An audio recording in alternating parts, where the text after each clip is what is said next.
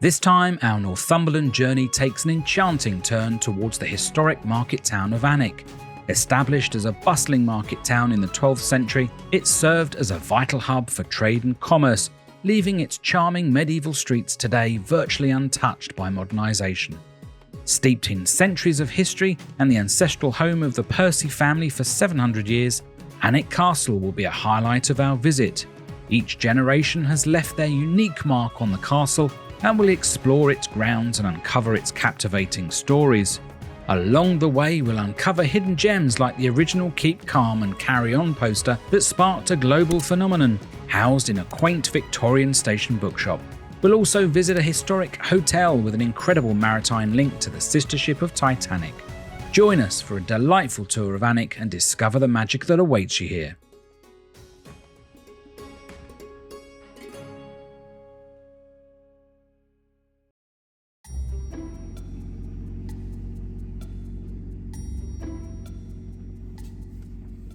We are used to traffic jams on the M25, but this was a very unexpected cattle jam as we made our way to Alnwick on the last day of our stay in Embleton.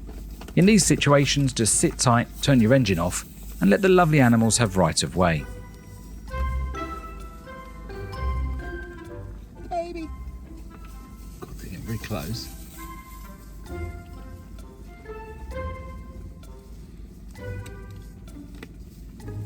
Look at these babies. Lovely, aren't they? Oh, on the wing mirror.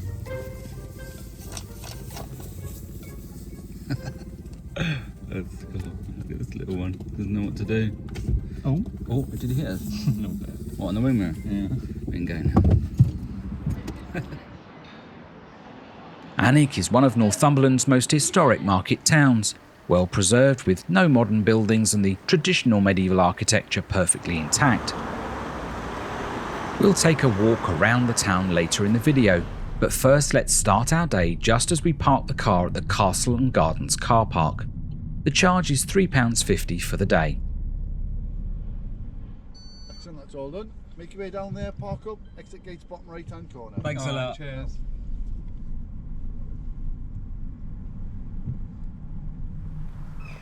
The grounds of the castle and the gardens are extensive, so it's a short walk along some pretty paths from the car park, about 10 minutes to reach the main attractions.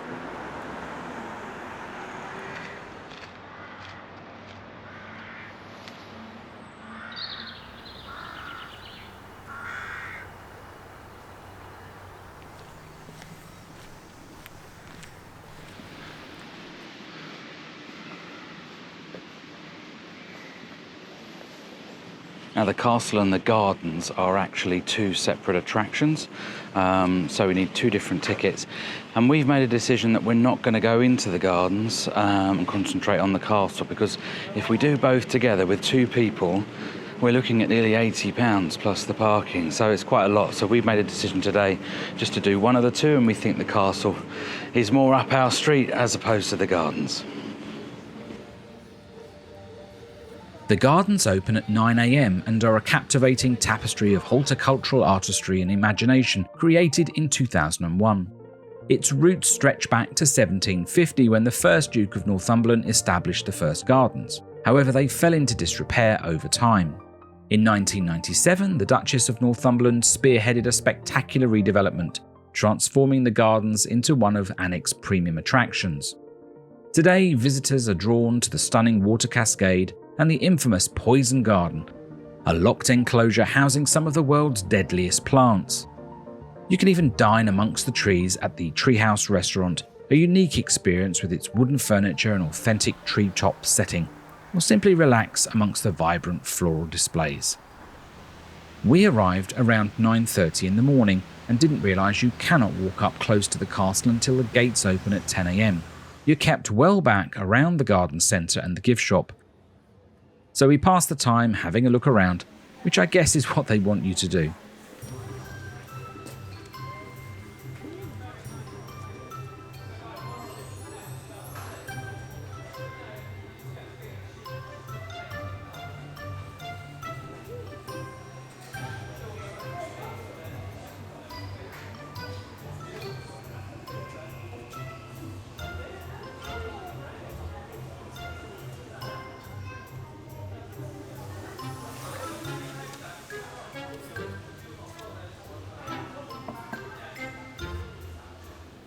There's also a lovely vegetable garden to visit which is free whilst you wait.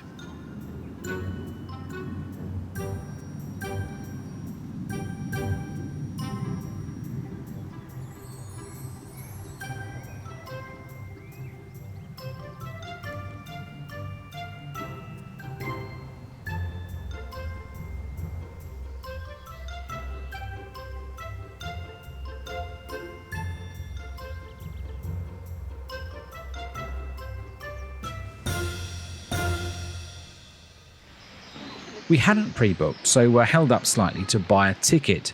You can buy online in advance and all the details are here on their website. As we step onto the grounds, we catch our first glimpse of the majestic Alnwick Castle, sometimes nicknamed the Windsor of the North. This awe-inspiring structure is the second largest inhabited castle in England, surpassed only by Windsor Castle itself.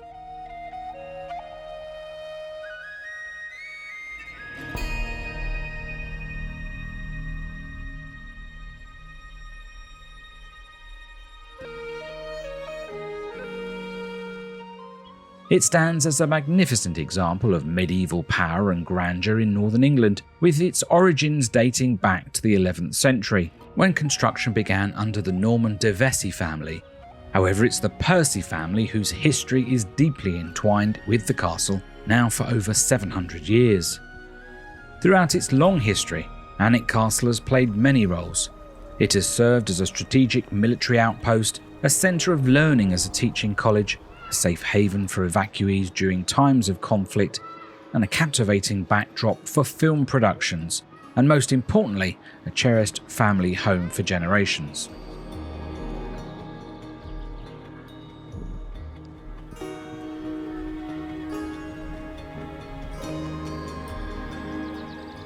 As we enter the Lion Arch, take a moment to look at the information boards, as there are several activities and tours to enjoy most days.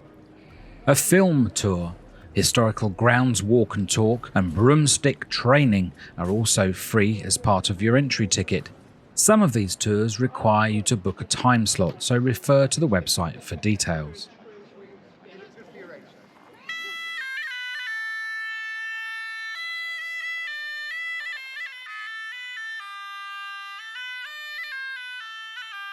The de Vesey family first built a standard Motte Bailey wooden castle on this site in 1096 to deter any Scottish incursions. In the 12th century, wood was replaced with stone, upgrading the castle defences and befitting the de Vesey's status, becoming a key player in the Anglo-Scottish border skirmishes. William the Lion, the Scottish king, tried without success to defeat the defences in 1172. Northumberland's association with the Percy family began in 1309, when Henry de Percy bought the castle and barony of Alnwick from Anthony Beck, the Bishop of Durham, who had acquired the land from the de Veseys. This acquisition was a significant step in solidifying the family's power and influence in northern England. The castle became not just a fortress for defence, but a political and cultural hub. They ruled and rubbed shoulders with royalty. The second Baron Percy, also named Henry, made substantial improvements to the castle's size and defences, transforming it into a formidable stronghold. These efforts reflect the turbulent times and the constant threat of conflict in the region.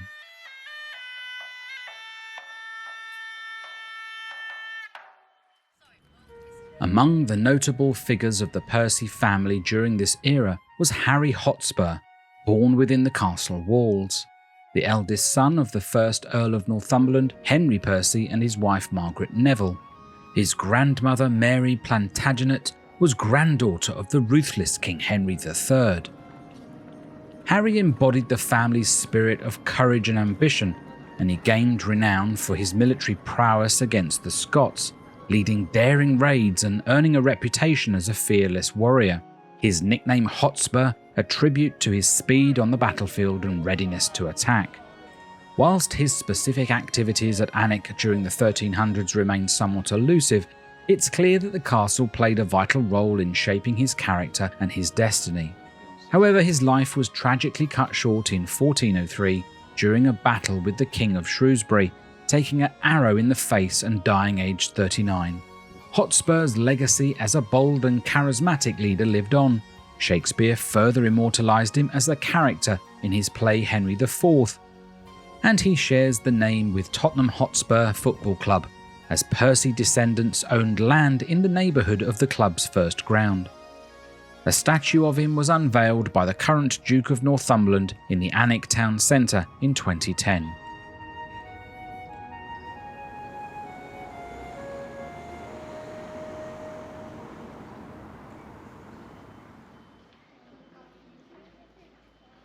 As we walk into the Outer Bailey, many of you will be familiar with this site from Harry Potter and the Philosopher's Stone, when he took his first broomstick lesson in the grounds of Hogwarts. Back again at Alnwick in the Chamber of Secrets, Ron Weasley dramatically crashes his father's Ford Anglia into the grounds, returning Harry to the Wizarding School. Booked time slots allow excited children to reenact scenes from the film in their very own broomstick lesson. Other notable films using the castle as a backdrop include Robin Hood, Prince of Thieves, Elizabeth, Blackadder, Beckett, Dungeons and Dragons and Downton Abbey, to name but a few.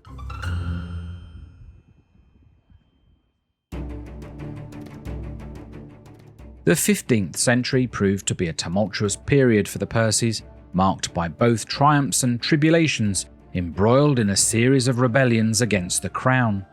Hotspur's fateful demise cast a long shadow over the family. His father, the first Earl of Northumberland, continued the rebellion, but was eventually killed in a battle in 1408. The castle was besieged and briefly seized by the crown during these conflicts. Despite this, the Percys managed to regain royal favour later in the century. The second Earl of Northumberland, also named Henry, was pardoned. His titles and estates were restored. He played a crucial role in rebuilding the family's fortunes and influence.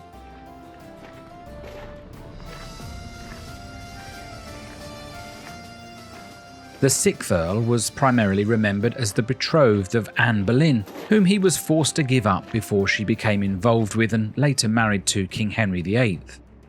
The Reformation in the 16th century brought religious upheaval in England, and the Percys, like many noble families, had to navigate the shifting religious landscape. Thomas Percy, 7th Earl, was a prominent figure, and he played a role in suppressing the Pilgrimage of Grace uprising and served as Warden of the Marches. He, however, rebelled against Queen Elizabeth I in the Rising of the Northern Earls and was executed at York in 1572, professing the Catholic faith to the end. This signalled the end of many titles and lands, pushing the family into a darker period. Thomas's younger brother Henry took the title as the 8th Earl of Northumberland. He had to pick up the pieces, but the castle was not what it was, and it started to fall into decline. The family preferred some of the more southern residences, like Warkworth Castle, which we visited a few weeks back, concentrating on building a new keep and lavish apartments. With attention drawn away, Alnwick began to crumble and appeared forgotten. The English Civil War would change everything, and the castle was back at the forefront of prominence when Oliver Cromwell seized the fortress, placing a garrison in its walls and further damaging its condition. Algernon Percy, the 10th Earl of Northumberland, initially supported Parliament but later adopted a more neutral stance, aiming to preserve the family interests. He laid the foundations for Alnwick Castle's fabulous art collection. In the aftermath of the war, Jocelyn Percy, the 11th Earl of Northumberland, the last male heir, commissioned major interior redesigns, reflecting the changing tastes of the era. These renovations aimed to create a more comfortable and fashionable residence, reflecting the growing emphasis on domestic life and leisure. Alnwick Castle, while still a symbol of power and prestige, increasingly became a place of refined living and cultural pursuits. After Jocelyn's death, his daughter Elizabeth inherited the vast Percy estate. She married at 15 to Charles Seymour, 6th Duke of Somerset, and this marked the beginning of the Percy-Seymour line, which continues to hold the title of Duke of Northumberland to this day. Elizabeth remarried in 1740. This second marriage proved to be a successful one. Hugh Smithson, who took the name Percy, proved to be a dedicated husband and a capable steward of the Percy estates. Together they achieved remarkable things at Alnwick. The couple embarked on an ambitious project to remodel Alnwick, employing renowned architects and designers. Robert Adam oversaw the interior renovations, creating opulent and stylish rooms reflecting the neoclassical tastes of the era. Capability Brown, the celebrated landscape architect, redesigned the surrounding parkland, creating a picturesque setting for the castle.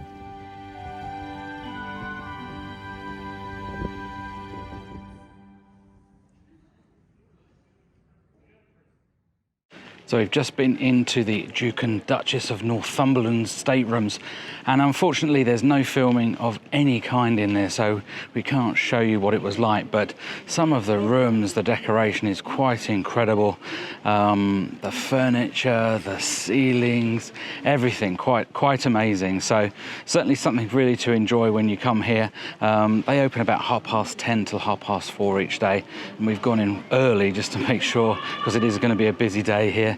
And we got round quite quickly, but yeah, really nice to see the staterooms. I'm shame we couldn't show you. Elizabeth's son, Hugh Percy, 2nd Duke of Northumberland, inherited the castle and estates in 1776. He continued his parents' legacy, maintaining Alnwick's grandeur and supporting various philanthropic endeavours. The Percy Seymour line continued through descendants, ensuring that Alnwick Castle remained in the family's possession. Subsequent generations made further modifications and additions, reflecting the changing architectural styles and tastes. Throughout the 19th and 20th centuries, the castle continued to be the focal point for the family and the community. It hosted various events including grand balls, royal visits and charitable gatherings. In the mid-20th century, the decision was made to open parts of Alnwick Castle to the public, allowing visitors to experience its grandeur and history. This move has been successful in generating revenue for the castle's upkeep and preservation, whilst also sharing its heritage with a wider audience. Today, Alnwick Castle remains a family home to Ralph George Algernon Percy, the 12th Duke of Northumberland.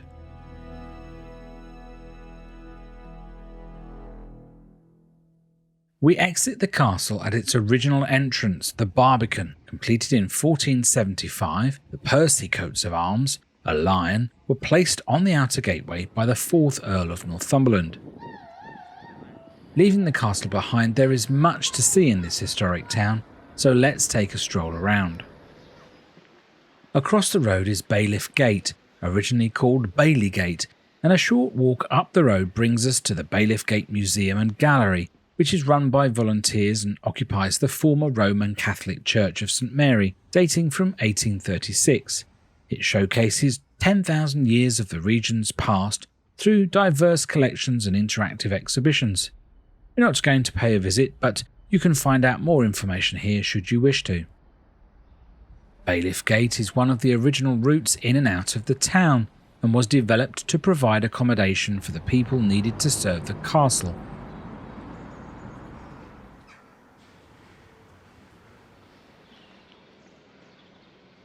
Extending west, it leads to Canongate, the way of the canons of Alnwick Abbey, who attended to the spiritual needs of the population. All that remains of the abbey is a 14th century gatehouse, which can be seen from the road if you walk along Canongate. At the junction of Northumberland Road, and from a height overlooking Canongate, is the Church of St Michael, which dates from 1464. Though records of an early Saxon church remain unverified, a Norman chapel certainly occupied this site in the 12th century.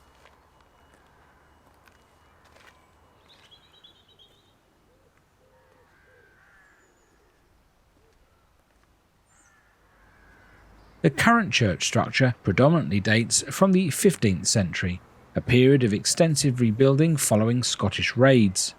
This building showcases the exquisite craftsmanship of the era. Its construction was funded with support from tolls instigated by King Henry VI during the Wars of the Roses. Over the centuries, the church underwent numerous renovations and restorations. The 18th and 19th centuries saw Gothic-style additions and the inclusion of a west gallery. However, a major restoration in the late 19th century led by architect Anthony Salvin aimed to return the church to its original perpendicular character. Today's St Michael's Church continues to serve its community while showcasing a blend of architectural styles that reflects its rich history.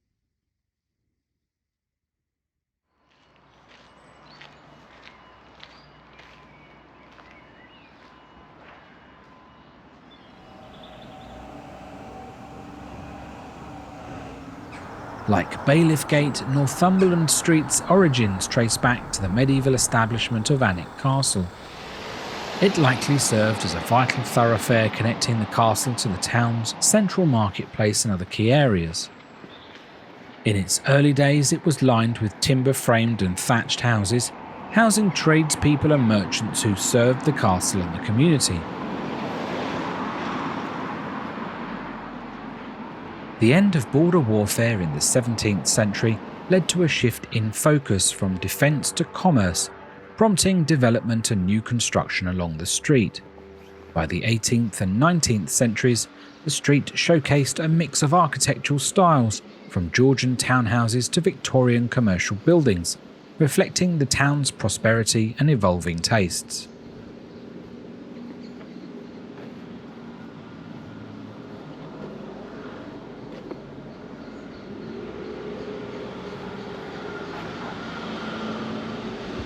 We have arrived at Pottergate Tower, one of the four walled gateways of the medieval town, which defended the northwest entrance.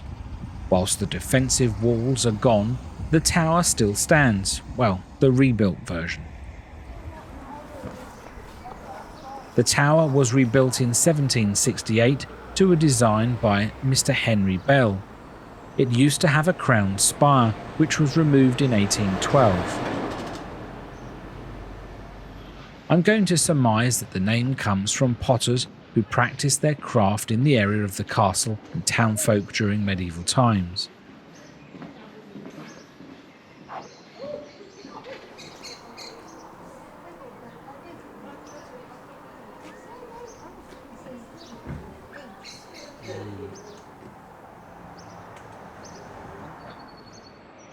Walking down Pottergate towards the town is St James's United Reformed Church. Founded as a Presbyterian meeting house in the 17th century, the current building was built in 1894 and became part of the United Reformed Church in 1972, just like many other Presbyterian churches.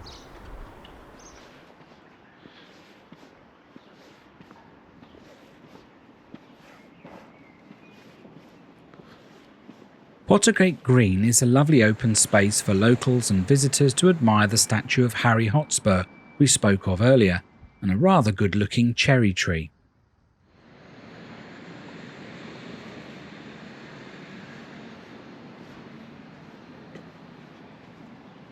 Right on the junction with Narrowgate is Pottergate Pant. While the current water fountain dates back to 1873, it replaces an even older pant that existed as far back as 1611. This highlights the importance of access to clean water in Alnwick for centuries.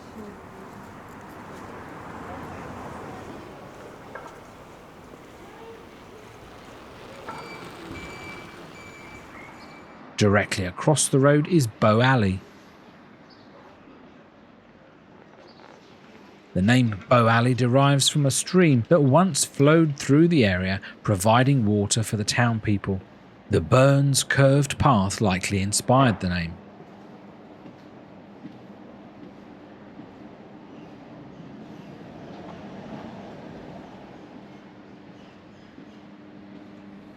We'll walk up Narrowgate Street away from the town briefly so you can see the incredibly high walls of the castle, and to complete a circular loop back to the castle where we entered Bailiff Gate.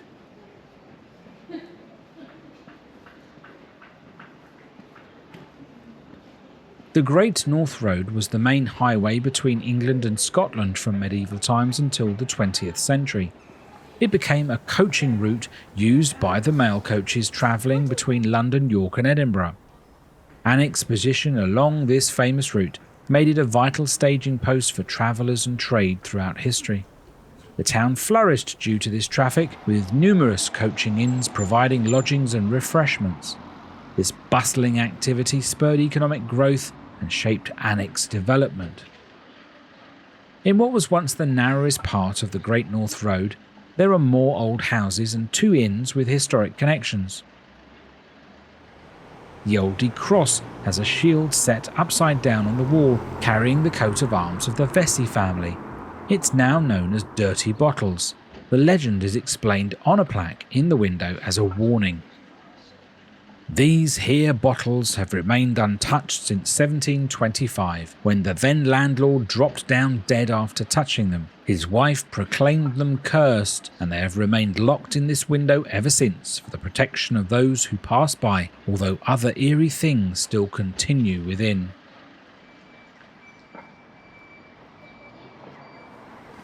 The former Black Swan Inn, identified by its stained glass windows, was visited in the 18th century by the Scottish poet Robbie Burns.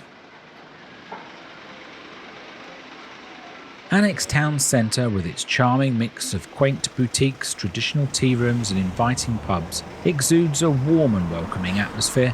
It's easily one of the most delightful town centres in Northumberland. Any visit to Annick should definitely include leisurely time exploring its unique character.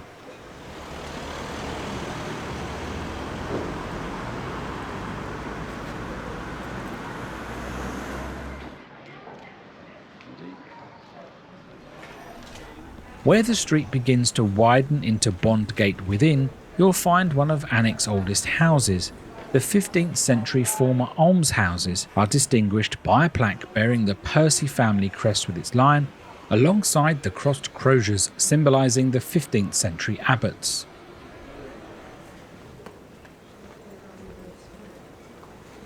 Pake's Street leads to the marketplace. There was a lovely cheese shop in this nook.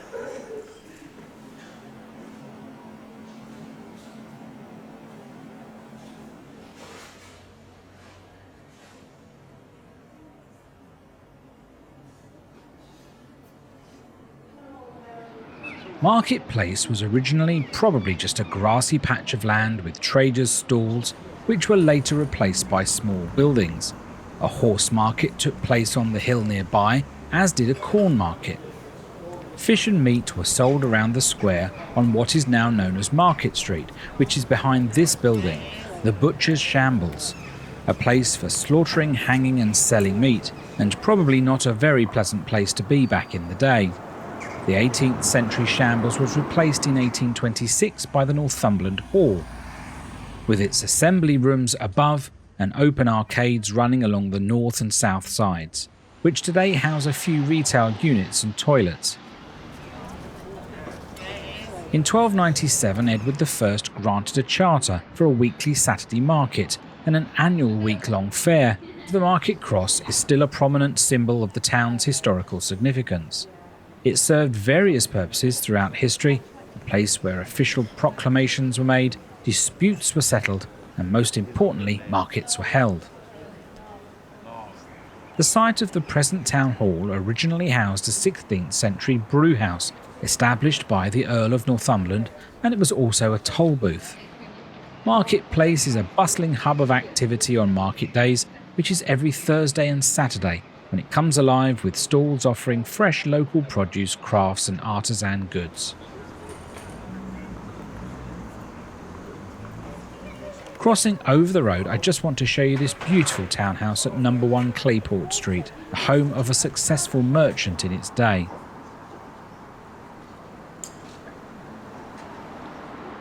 Let's take a walk down Market Street and rejoin the main thoroughfare of Bondgate. Straight away we see another ancient water source for the locals, St Michael's Pant, erected in 1765 on the site of an older fountain.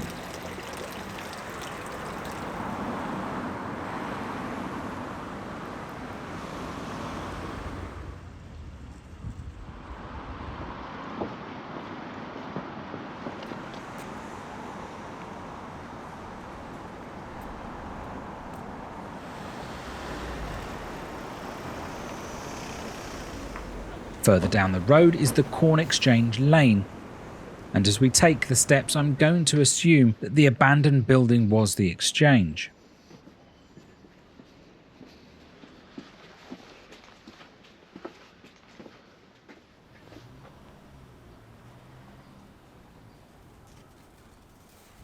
On the bend of the road, as it becomes Bondgate again, is sited the most ornate water fountain known as Robertson Pant. This was presented to the town by Adam Robertson, native and benefactor, in 1890. By 1827, coaches between London and Edinburgh and the Royal Mail were using the White Swan Inn as a staging post. Today it's a popular town hotel, and inside is something quite special.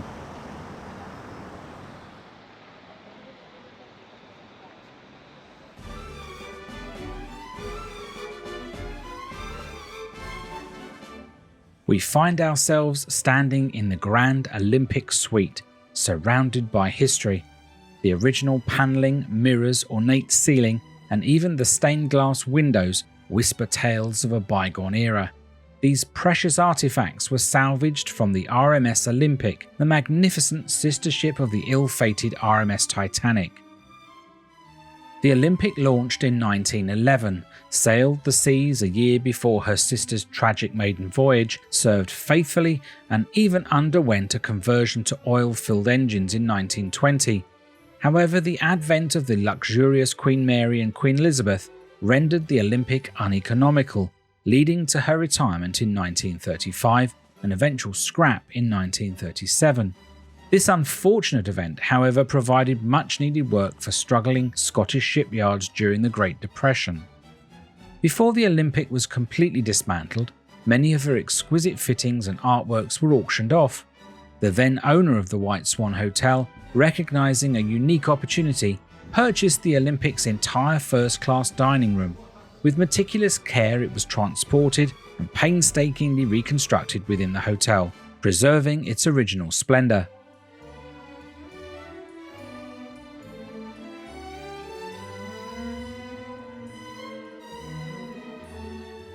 A collection of photos in the hall leading to the suite shows some wonderful shots of the liner and its crew.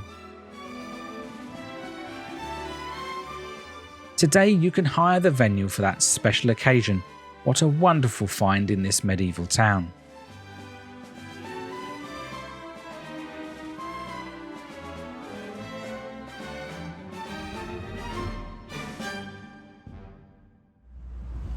While the castle boasted strong defences, the town itself lacked a protective wall, remaining vulnerable to Scottish raids. In 1443, King Henry VI authorised the construction of a fortified wall around Alnwick.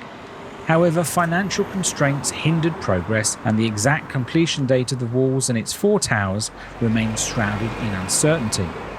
Today, only Bondgate Tower, also known as Hotspur Tower, stands as a testament to those fortifications, as Pottergate was rebuilt. Remarkably, it has endured centuries of traffic and is a bottleneck for cars passing the town.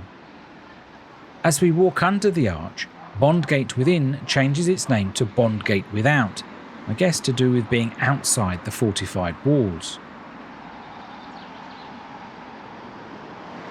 At the beginning of the First World War, 85 out of 88 eligible men were called up to serve, and female labour was introduced in 1916. A memorial to those who failed to return from the war was erected alongside the main route into the town. The imposing Percy tenancy column, also known as the Farmer's Folly, dominates Alnwick's southern entrance.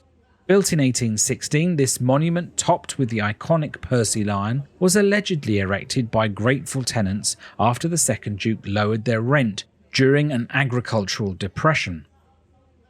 Legend, however, claims the Duke, unimpressed by their ability to fund the monument, promptly raised the rents again.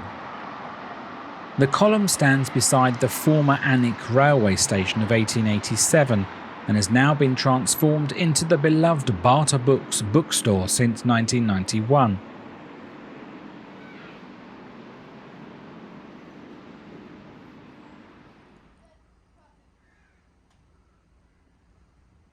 Barter Books is a destination in itself where visitors can cozy up by open fires and peruse books before purchasing, while a model train chugs along overhead shelves.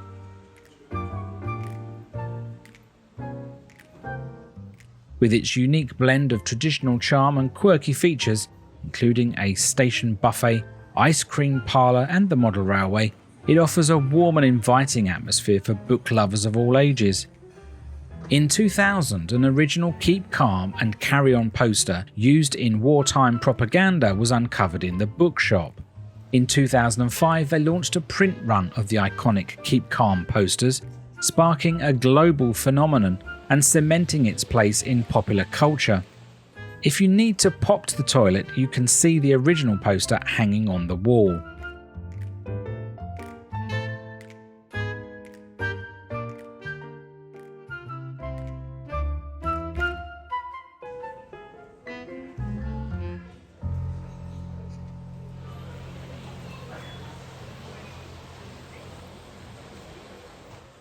Next time we head inland to Northumberland National Park for an overnight stay in a wonderful country pub, a visit to a cute village and a day out exploring all things Roman, hiking along some of Hadrian's Wall and visiting a few of the Roman ruins in the area. So join us again for another historic adventure.